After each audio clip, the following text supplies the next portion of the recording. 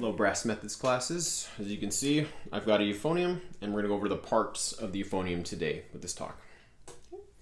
So a lot of these are the same as what we had on other brass instruments. You'll make a couple connections, and it should be pretty straightforward as far as finding out all this information and applying it. So start off with our mouthpiece, which goes into our lead pipe. Same thing as trumpet and horn, and technically same thing as trombone, although we have a big tuning slide that we use for that. Okay. Next thing we want to talk about are our valves here. We've got 4 valves for this instrument, which is a little bit different.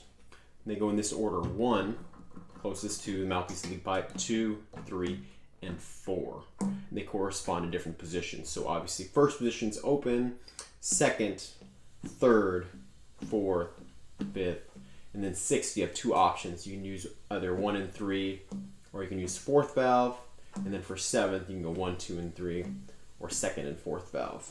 Now we have this 4th valve because we can use a valve slide, to tune this to get a better note than we would by using 6th position with 1 and 3. So this is something with your beginners that you should work on from day 1.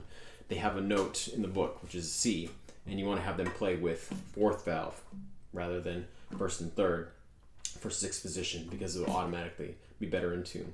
Okay. Same thing goes for using 7th position. You want them to use 2nd and 4th valves instead of 1st, 2nd, and 3rd valves. It's much better as far as the intonation. If you have this 4th valve available, then you should make use of it. Okay.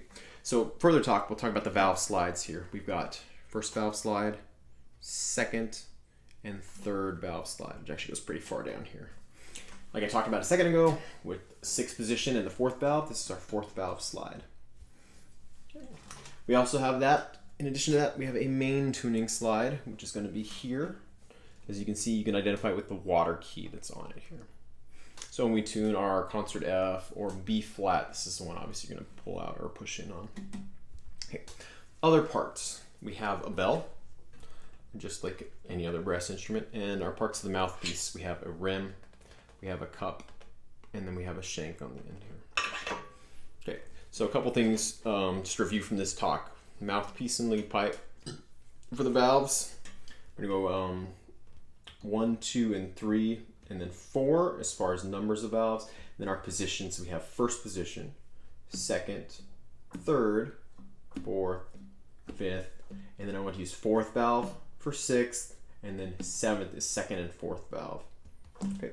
We have our corresponding valve slides, as you can see here. Valve slide 1, 2, and then 3. We have our 4th valve slide on the back here, and then the main tuning slide with water key here. Finally, we have the bell.